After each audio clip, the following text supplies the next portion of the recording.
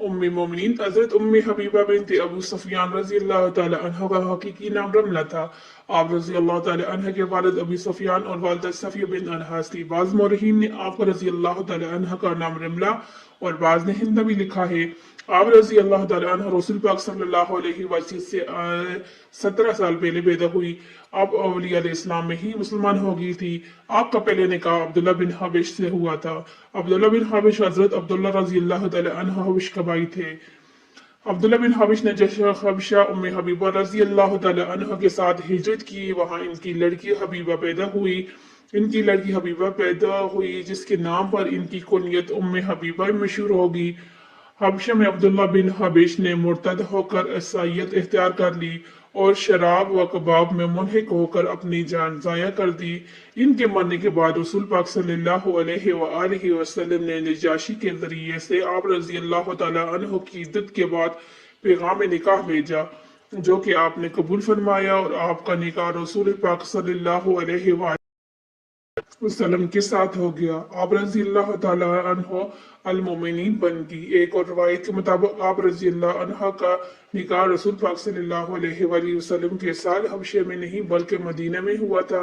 रसूल पाक सल्लल्लाहु अलैहि वसल्लम ने निकाह में आने के बाद आप रजी अल्लाह तआला अन्हो रसूल पाक सल्लल्लाहु अलैहि वसल्लम की खिदमत को अपनी सादत समझती थी। फतेह मक्का से कबल एक बार अबू सुफियान मदीना आए तो उन्होंने सबसे पहले अपनी बेटी के घर जाने का कसद किया।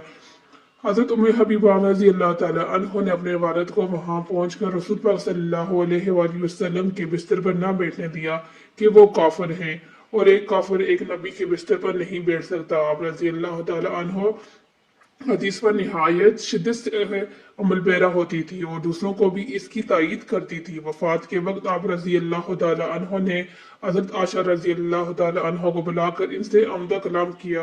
आप रजी अल्लाह तआला अन्हा फितरत नेक सीरत थी। आप रजी अल्लाह तआला अन्हा से कई हदीस मकबूल हैं। आप रजी अल्लाह अन्हा ने 44 हिजरी में इंतकाल फरमाया। इनके भाई माविया रजी अल्लाह तआला अन्हा बिन अबी सुफियान इस वक्त हुक्मरान थे। इब्ने असाकिर की रवायत है कि आप रजी अल्लाह तआला अन्हु अपने भाई को मिलने दमशक गई और वहां इनका इंतकाल हो गया। आपकी कब्र दमशक में है, लेकिन दीगरी मौरखीन के मुताबिक आप रजी अल्लाह तआला अन्हु का इंतकाल मदीने में हुआ। आपकी कब्र भी वहीं पर है। वफात के वक्त आप रजी अल्लाह तआला अन्हु की उम्र 73 बरस थी।